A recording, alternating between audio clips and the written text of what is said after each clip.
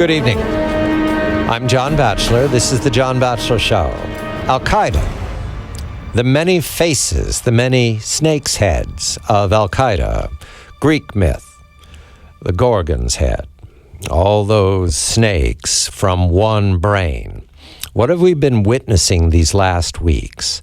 The warning, the closing of embassies, the questioning of a so-called conference call. Something happened more than a week ago, reported tentatively in the news, in which major figures in Al-Qaeda and its many franchises all joined in some kind of conversation. What do we learn from that? What do we know about Al-Qaeda's capabilities? This is August.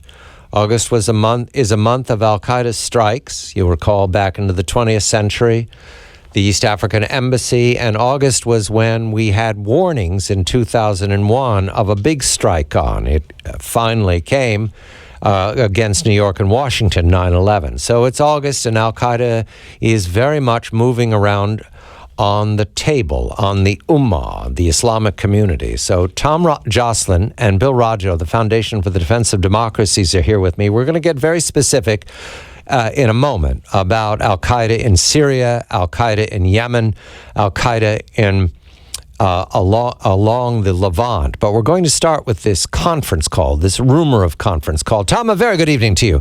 As it was reported by, among others, Josh Rogan and Eli Lake of the Daily Beast, there was a meeting online or in the air in some fashion in these last weeks between Zawahiri, who exists somewhere in the Afghanistan-Pakistan area, or perhaps in Karachi, and his major lieutenants, al-Baghdadi in Iraq, Wahashi himself in Al-Qaeda in the Arabian Peninsula, and other major figures, Boko Haram, Al-Qaeda in the Islamic Maghreb, Al-Qaeda in the Sinai. They all met in some fashion. What can you tell us about the capabilities of that call and what that call focused on, what the discussion was about? Good evening to you, Tom. Well, good evening, John. Well, it's been interesting to watch. Since the Daily Beast broke that story, there was a lot of poo-pooing of it, people saying they couldn't possibly have attended some sort of conference call, that this is, something that would jeopardize their operational security and just doesn't make any sense based on what we think we know about Al-Qaeda's communications. But Bill and I investigated it through our sources and tried to re-report the story as best we could. And something did, in fact, take place where Zawahiri was in contact with more than one of his subordinates, roughly in very close proximity to them, and basically in this discussions. We're withholding details of how this actually took place, but it was a very complex communication system that Zawahiri used with his subordinates, and it was more than one. And what's interesting is if you look back at the meta details and some of the reporting, you can tell that even if you don't like the phrase conference call as sort of a shorthand description for it, it's quite obvious that Ayman al-Zawahiri was in contact with multiple subordinates. Right. So you can look back at the NBC News reporting, you can look at CNN. CNN reported that they had encrypted messaging system that they used that allowed multiple people to dial in. You can look at Bloomberg News. You can look at our confirmation in the Daily Beast report. There's quite a bit. You can tell there's a lot of sources that know that Zawahiri was in touch with multiple subordinates. And we think that that's the reason why this more than 20 diplomatic facilities over such a large swath of territory, all the way from Africa through the Middle East into South Asia, ended up being closed, is because all these subordinates were represented during this confab. And the subordinates included Wahashi. You've written and spoken of Wahashi, the general manager of Al-Qaeda, who we believe is in Yemen. Is that correct, Tom? We know he's in Yemen. Nasser al-Wahashi is the former protege of Osama bin Laden. He's the head of Al-Qaeda in the Arabian Peninsula. He's somebody that Bill and I identified as a core Al-Qaeda member a long time ago, and said that he's the type of guy who could easily, rise to one of these types of positions. And what happened is during this call, Ayman al-Zawahiri, the head of Al-Qaeda, officially appointed him to be the general manager. Now, the general manager position of Al-Qaeda sort of manages the infrastructure of Al-Qaeda's international network as well as the affiliates. all this, John, keep in mind, it totally contradicts what the prevailing paradigm for understanding Al-Qaeda is. The prevailing paradigm, a lot of U.S. officials talk about, is this diffuse, decentralized network with no coordination, no command and control from the higher command of Al-Qaeda. Quite frankly, that's flat wrong, and we can show that in a lot of different ways. Mr. Roggio, a very good evening to you. Mr. Joscelyn mentions Yemen. Let's go there because you've written up, and this is the detail that we're going to go granular now. A drone strike in Yemen. This adds to the pace we've watched these last months. What are they looking for, Bill? What are they whacking? They're definitely going after Wahishi and Ibrahim al-Asiri, which is Al-Qaeda in the Arabian Peninsula's top bomb maker, probably some of his proteges. We know that he has trained other Al-Qaeda in the Arabian Peninsula bomb makers to get them up to task. He said this in a speech that was released, I believe it was earlier this year, later last year, and it actually was in Inspire magazine where he had said that. Without a doubt, because what you had prior to the end of July 27th, you had a 7-week lull in drone strikes. Right. And then just a couple of days, you saw this burst of strikes take place in Yemen, and it was a little odd. You had 3 strikes, then the news breaks, and then you have another 6 strikes. So you basically have had 9 strikes in the last 15 or 16 days, and that is unprecedented in Yemen. That was even a high count for when in the heyday of the hunt for Al-Qaeda in Pakistan.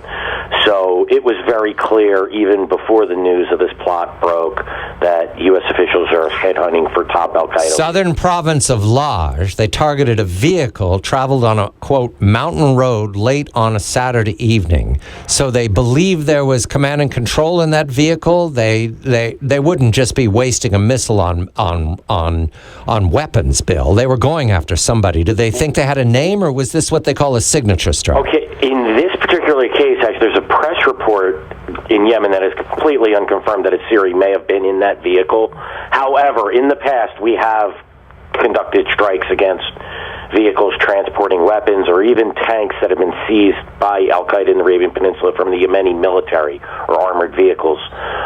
So we've run the gamut of strikes in Yemen, all the way from hitting low-level operatives or just military commanders or military just soldiers in AQAP, all the way to the top leadership and top operatives involved in international. You note that Laj, this is the first strike in that province, and that they have an air base there.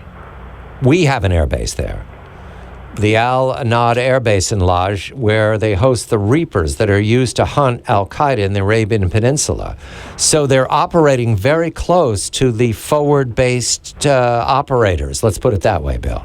Yeah, that's absolutely correct. I suspect at some point they're going to attempt to actually attack the base, even if it's symbolic, firing rockets or attack on a checkpoint outside. I could see that coming. And they have killed military officers, Yemeni military intelligence and regular military officers going in and out of the base in the past. That doesn't sound like Al-Qaeda's on the run. Let's go back to Al-Qaeda's Baghdadi. This is Abu Bakr al-Baghdadi, a.k.a. Abu Dua.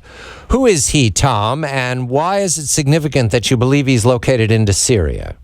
Well, he's the head of the Islamic State of Iraq and the Levant, which is a rebranding of Al-Qaeda in Iraq's sort of Islamic State, which is a political and military front. This is basically their attempt to set up an emirate. And originally it was going to be in Iraq, and now they're basically trying to say we're going to have an emirate across parts of Iraq and into the Levant. Why it's significant that he moved into Syria shows just the importance of Syria both to his affiliate of Al-Qaeda, but to Al-Qaeda's overall operations as well. He sort of has this, they're fighting alongside, his Islamic State is fighting alongside the Al-Nusra Front in Syria, despite leadership differences between the two. This means that he's working with al-Jawlani, or they're just staying country apart?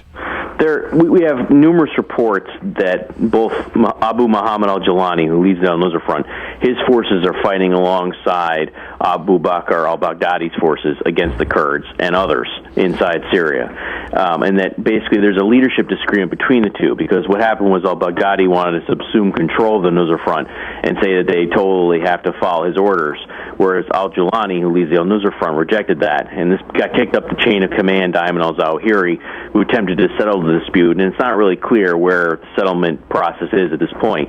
However, some analysts, I think, quite disingenuously seized on this conflict between the leadership to say that there was some splintering, or that therefore they were going to break away from Al Qaeda, which never happened. These guys aren't fighting each other; they're fighting their common enemies. They're still all Al Qaeda. They just basically have a mob boss dispute over who gets a bigger share of the pie. All right, two major lieutenants. We have reason to believe they were at the conference call, or certainly had representatives with ears in the conference call. Al-Jilani and al-Baghdadi, now located in Syria during the civil war.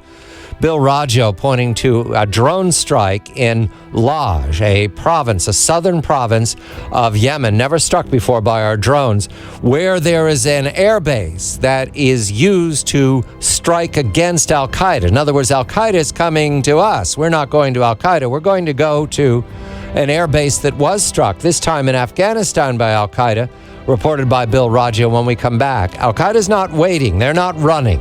They're attacking. I'm John Batchelor. This is The John Batchelor Show.